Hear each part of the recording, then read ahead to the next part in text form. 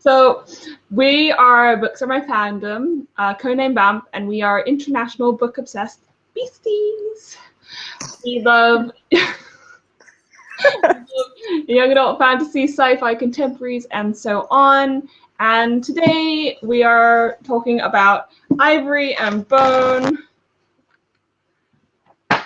by Julie Eshbaugh. We never actually found out. No, we didn't. Name. I am Dani from the UK, and I rated the book 3.5 stars, I think. Okay, well, I'm Jamie from Canada, and I rated the book 4 stars. 4 solid stars, apparently, because we do points. So this video is the 6th in our series of BAMF reviews that we buddy read once a month and then discuss. Today we're discussing the YA fantasy novel Ivory and Bone by Julie Eshbaugh. And the summary reads, a prehistoric fantasy with allusions to Pride and Prejudice. Hunting, gathering, and keeping his family safe. That's the life of 17-year-old Cole knows. I'm assuming it's Cole, right? Yeah. Okay. Then bold, enigmatic Maya arrives from the south with her family, and Cole is captivated.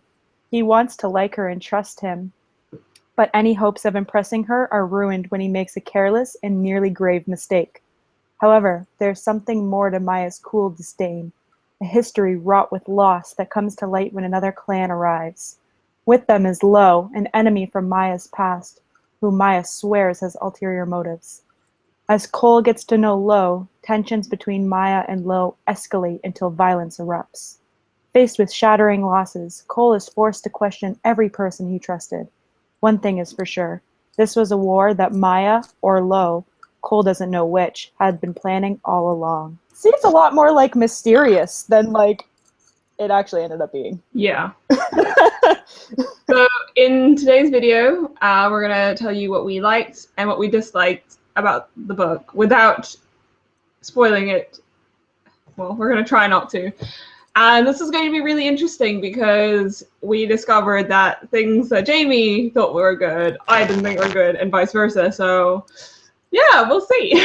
We rated the book almost the same, but liked different things. Yeah. So you'll get to see like both sides of the perspective on everything, basically. Yeah, basically. So should we start with the cover, because we both actually like the cover? Yes. Okay. So I am so glad that this arrived in a subscription box because I actually had the book pre-ordered, and Amazon decided that they didn't have it in stock. So I canceled it, and I was like, oh, snap. I need to read this book before our chat. So I canceled the hardcover and got it on Kindle. And then it arrived in the subscription box yesterday. And which subscription box? Huh? Which subscription box? Oh, actually, I suppose it's okay. I can spoil it now. It came in Fairy Loot, which, since this video is coming out at the end of the month, it's fine for me to say that it was a Pride and Prejudice theme Fairy Loot, which means that I was in love. Okay? Yes. I was like, yes, I love Pride and Prejudice. I also have swallow earrings that came in the box. So cute. Anyway, so there's a little promo plug. Woot woot. Okay, anyway. The cover, the reason I'm so happy that it arrived in the box was because the cover is actually really, I don't know, it's really striking to me, and it's also textured. And then underneath it, if you get the hardcover, it's got this like embossed thing, and it's all pretty. So yeah. If you read the story, on the front it's broken, but on the hardcover underneath it's full, and that means something. But what I really liked about the cover is the spine, because the O is also broken, just like the front. And I'm like, oh, how cool. And also they're in different, like the ivory and the bone actually look like ivory and bone. So yeah, we both really like the cover. I really actually enjoyed the plot, which you had issues with, but I don't know. I thought it was really well thought out. I felt like I was there, which, I mean, you know, I kind of guessed where, but like, you know, I know that Julie did tons of research, and like also I was a little disappointed that she didn't actually time travel, but you know. But I really liked seeing it through Cole's perspective and like learning about everything else from him. I thought he was a really strong character and one that I could easily relate to because he was just trying to do the best he could under the circumstances. I actually really enjoyed all of it. Yeah, I mean, I'm gonna agree with you on Cole because, yeah, I liked how he was a guy, but he didn't come across as like a stereotype guy. Like he was not like, oh, Mr. Tough guy, sort of. Yeah, and like Perfect. he was supposed to be like he was like the eldest in his family, so he was expected to be like the best at everything, but he wasn't. And like he was kind of okay with that. He was like, well, like my brother is kind of better than this at like than me at this, so you know he should probably do it, not me. And I'm like, Cole, I think I'm a little bit in love with you. Too bad you lived like a bajillion years ago. Yeah. So yeah, you also mentioned the whole historical aspect. I have a thing for ancient history, and I thought that was so cool. It was such a different setting, and that I loved that. I really liked that it was prehistoric. It did, however, make me like I really hated this part, what it was doing to my head, because I wanted to really like it, and I did really like it. So part of me was like, oh my god, this is so cool. This is like prehistoric setting. And, you know, I was thinking along the lines of, did you ever watch that movie, like 10,000 BC or something? I did not because of reasons that were I never got around to it. I had that in my head the whole time. So the whole hunting mammoths thing, and then a love story between these two people.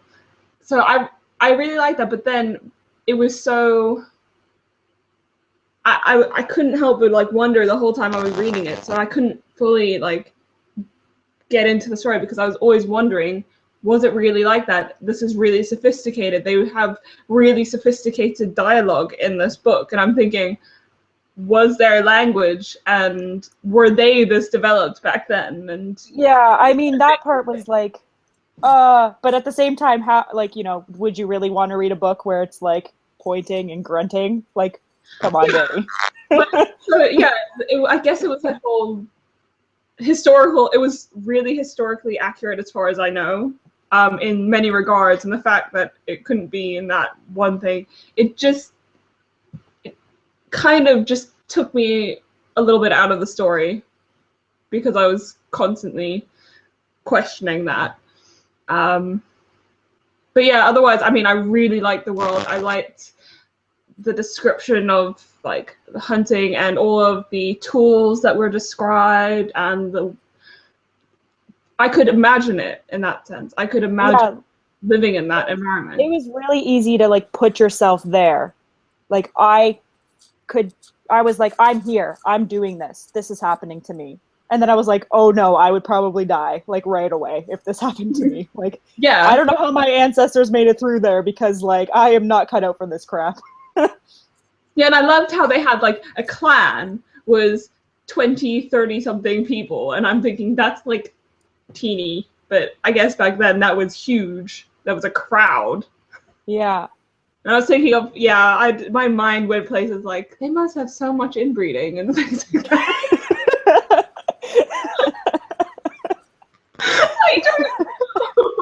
My brain, I don't like it. I also thought of that. Is about a guy, or like one of the creation stories, and it's very much an Adam and Eve thing, where a guy is by himself and then is granted a wife, and then they have kids that then build a clan, and you're like, well, clearly to get to that stage of being a clan, there has to be some brother-sister love there. Yeah, especially like when there's like 3 clans in this, but we really find out that it's 2 because one section is broken off. And I'm like, so like that whole 2nd and 3rd clan are like related. So there's really only a couple options for... Hold on a second. Okay. Hi. We're recording our video.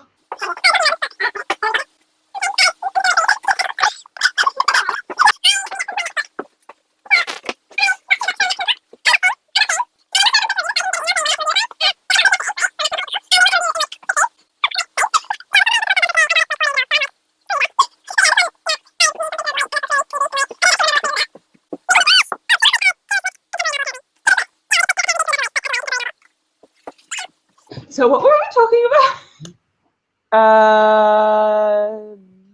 Oh, I don't know. I was saying something. Oh, we were talking about inbreeding. Oh yeah, it's inbreeding. Yeah, so there's like two clans that are like separate, but they're actually just like separated from one another, which means that out of these three clans, there's only actually two, and it's like, okay, but that's a lot of... Sorry. Amongst yourselves. But, okay, like, you know what I love? That there was homosexuality in this. Yes, I also enjoyed that. And it was like, yeah, it's fine, it's natural. Like, yeah, it's like, yeah. Everybody was pretty chill with it. Yeah. I was like ecstatic about it, but everybody was pretty chill with it. In the book, yeah. And the guy was like, oh, that person likes a dude. Ah, that's fine. Whatevs. Cool. He didn't think, how are they going to procreate like we did? Because, but you're right, like with only 20 people, you have to keep population up. Yeah. So the other thing, so one more thing that I liked was the parallel between Ivory and Bone and Pride and Prejudice. Well, liked for the most part. So I liked being like, oh, so that person is that person, and that person was that person, and that was, I like Pride and Prejudice, so I can't get enough. It did, however, come with a slight problem in that I then I kept comparing it to Pride and Prejudice, and that is a freaking work of art. So it's very difficult to live up to that, and yeah, it didn't match Pride and Prejudice in that sense. So I'm not a huge fan, so I thought it was pretty okay. Like, I mean, for like, I don't know, do you call it a retelling? Not really, right?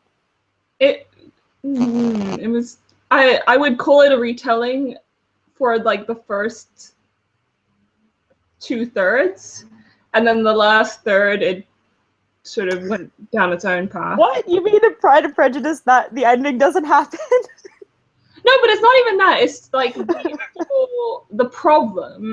main problem in Pride and Prejudice is you know, like, the thing that brings them together is that Willoughby, like, this is a spoiler for Pride and Prejudice, but like, if you haven't read it, what's wrong with you? Nothing is wrong with you. Sister, right? Yeah. This was a bit more action-packed than Pride and Prejudice. Just a bit, like.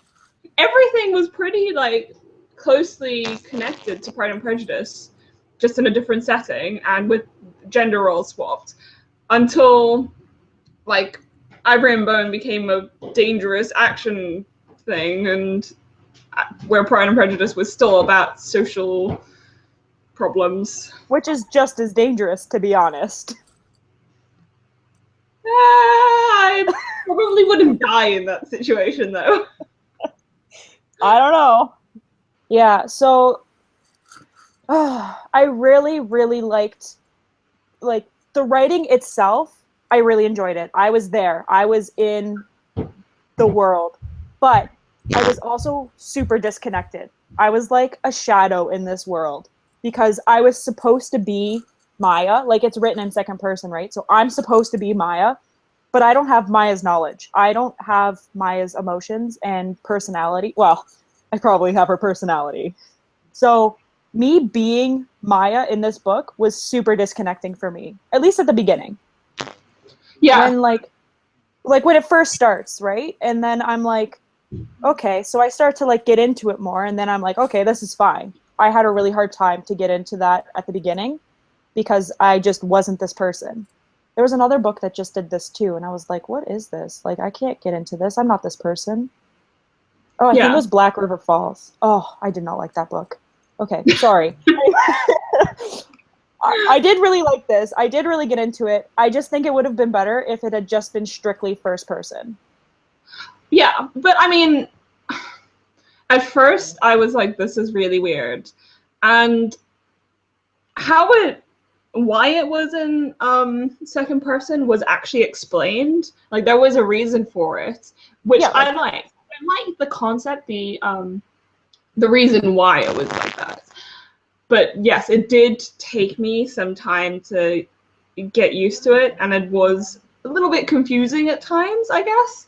And also, I mean, there were so many names as well, so I was yeah, like, okay, but I think my real issue now that I'm thinking about it and like actually thinking about it is that I really liked Cole. Like I really liked him. If I could make him into a real person, I would probably fall in love with Cole. And Maya was such a witch with a bead to him that I was like, Maya, what are you doing, girl? Stop it. So I couldn't connect to her on that level because I was like super into Cole. yeah, okay. I think I know your type, but really, really like the nice, quiet guys. I do. It's probably because I'm so loud and demanding. So you are Maya.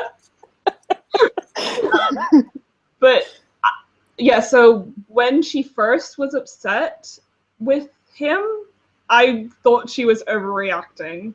But then I actually understood later on like why she was acting that way. It was explained, and I was like, okay, actually, you know what? I would have probably been the same. Yeah, like But yeah, like I yeah. I got it. I understood. I just was like, girlfriend, he's great. I guess he wasn't like the stereotypical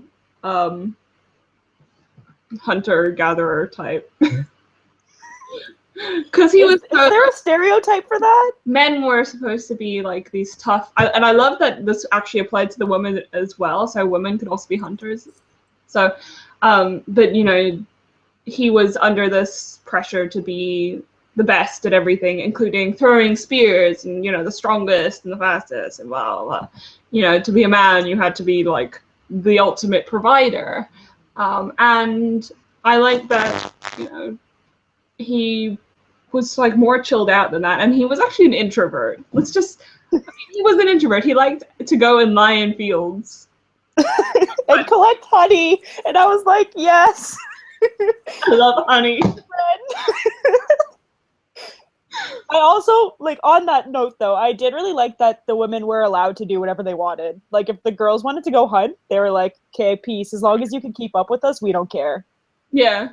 So I really like that. I think that's probably how it actually was, too. And, like, patriarchy made it that the men were the best and women sucked and all that jazz. Yeah. I mean, I think I'd be pretty good at killing things. That sounds terrible. Like I said, when we were talking about killing a sea creature, I would scream but also stab it. So You actually like the plot and you thought the pace was okay and stuff.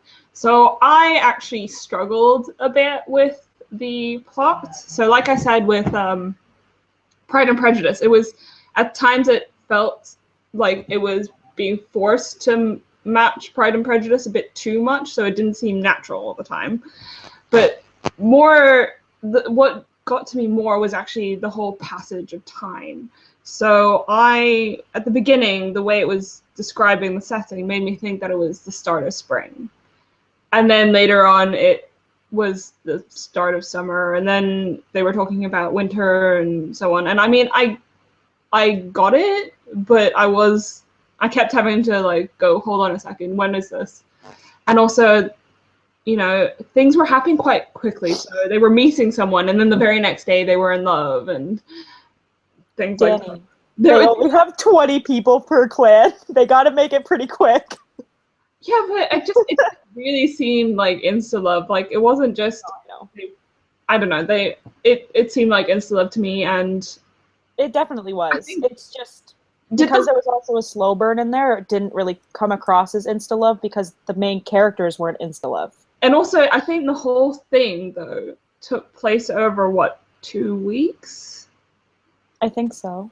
But yeah, I was going, hold on, how much time has passed? And it seemed too coincidental that so much would happen at the same time. The fact that they encountered 2 different clans, including one that's highly nomadic, within like the same day seemed a bit strange to me, and that they visited one clan and they left the very next day, and then they followed each other around like within days of each other. And I would have thought that, like, if it was, for example, in Pride and Prejudice, people visited each other for extended periods of time, and there were long gaps between these trips as well.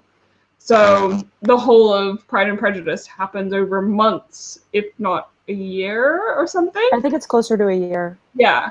So time is passing, people go about their everyday life, and I'm like, do you guys not have to do daily things, or can you just go running off to visit each other like immediately? So I don't know. I think the reason this took place over such a short period of time is because the seasons were changing so quickly, and it was really immediate. Like, they needed to meet with these clans, get everything like hunted and gathered, and then because they had to preserve it, winter was like imminent. It was like winter is coming. It was again, it was like first it was start of spring, or that's how it was described, and then it was, I thought it was the end of spring.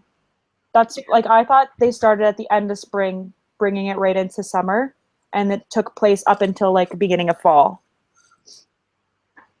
But it was over 2 weeks, but it was described like a whole season, which is 3 months. But not everywhere. Not everywhere has seasons that last that long. Okay, well, maybe that's where I got lost. It's summer. But yeah, the whole time I was trying to, like, I couldn't concentrate on the story because I was trying to figure out how much time had passed and what season it was. And I was going, because I was thinking seasons were longer. So I was going, it says it's like the next day and things are happening over a few days, but a whole season has passed. So yeah, I was so confused. Yeah. I get it. When you're not from like a place that doesn't have less than 4 seasons, you wouldn't anticipate that there would be less than 4 seasons. Okay, go ahead. Talk about your injuries. Okay, so they had injuries. So given that this thing happened over 2 weeks, people got really hurt, okay? Like losing blood, having concussions, breaking or spraining things, but they magically went away. Let's ignore the chance of infection, given that we're rolling around in mud and in the ocean. And who's rolling around in mud? I really want to roll around in some mud. You know what I mean? It's like, given that this is prehistoric, you would think that the chance of infection was higher without modern medicine. And it's just the fact that, you know, people sprain their ankles and keep running and run around on rocks and aren't impeded by them at all. And it's fine, it goes away, and they go just wandering off for walks and things with sprained ankles. So yeah, I was like, no, this is, given that they don't have modern medicine, it just seemed, and they even said it, like, he was like, yeah, this is going to keep, or this kind of injury could keep you down for ages and ages, but I'm just going to go for a walk. Maybe ages and ages to them was like a day, because they probably only lived for like a couple years. So I was amazed that they waited so long to get married. And I guess Julie couldn't make people get married at 12 because that wouldn't have been appropriate for our modern day society, where getting married at 12 is frowned upon. Well, I think it would have been okay, but I don't know if we could have marketed it as YA. Yeah, and I guess we couldn't relate to the characters as much if they were 12. I think I could thinking of ourselves as 12-year-olds going, no, we couldn't get married at 12. And that's a wrap. Thanks for tuning in to our video chat about Ivory and Bone by Julie Eshbaugh. On the blog, we're going to have a giveaway for a copy of the book, and it's international so long as the book depository ships to you. And if it does not ship to you, please do not enter. And also, if you're a giveaway account, please do not enter, because I really, really, really dislike having to disqualify people because they do not follow our terms and conditions. So for our next chat, we are going to be talking about the entire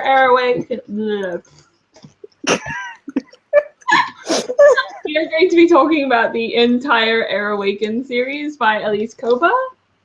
The final book comes out the 12th of July, and we have, well, we both read the entire series already, but we have read the entire series. We have so many great things to say about it. Yay!